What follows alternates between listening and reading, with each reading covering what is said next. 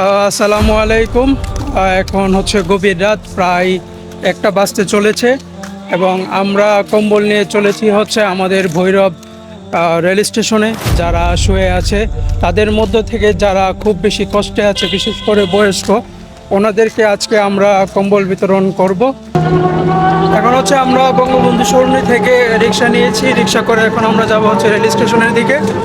আর আপনারা দেখতে পাচ্ছেন এই যে বাইকে করে আমাদের কম্বল যাচ্ছে, মুস্তাকিম আছে ওইখানে, আর তানভীর আলম হিমেল আছে।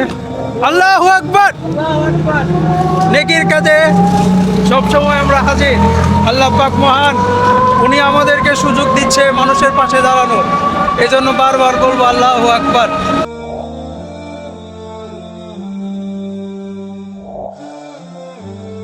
আমরা এই মুহূর্তে চলে এসেছি আমাদের কাঙ্ক্ষিত জায়গায়, ভৈরব রেল স্টেশনে।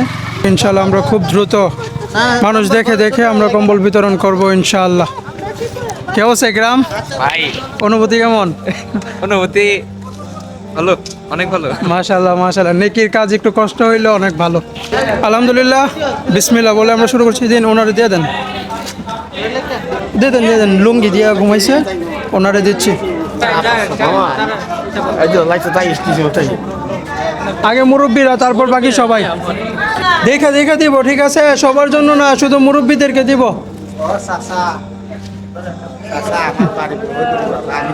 এই মুহূর্তে হচ্ছে আমাদের কম্বল বিতরণের কার্যক্রম চলছে। সবাই দোয়া করবেন, এভাবে আমরা সুবিধা বঞ্চিত মানুষের পাশে দাঁড়াবো ইনশাআল্লাহ। দিতেছে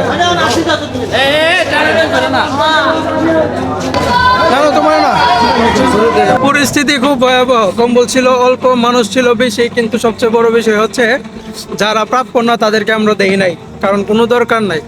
আমরা একেবারে যাদের এখানে ধরেন লুঙ্গি দিয়ে নিজেকে ঢাইকা রাখছে বা প্লাস্টিকের বস্তা দিয়ে নিজেকে ঢাইকা রাখছে শীত থেকে রক্ষা পাওয়ার জন্য, জাস্ট তাদেরকে দেখা দিছি।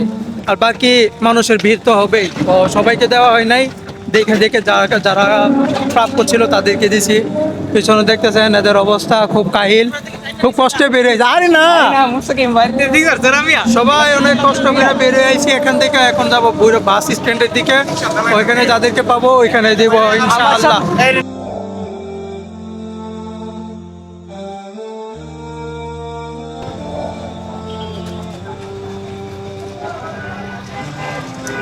এই মুহূর্তে আমরা ভৈরব বাস স্ট্যান্ডে আছি। এখানে আমরা দেখেন যারা শুয়েছিল তাদের মধ্যে কম্বল বিতরণ হচ্ছে।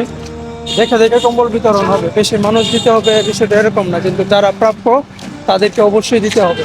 আমাদের কাজের নিয়মই এটা। তো এখন বাস স্ট্যান্ডে আমরা আশপাশে দেখবো, যাদেরকে পাবো ইনশাল্লাহ তাদেরকে দিব।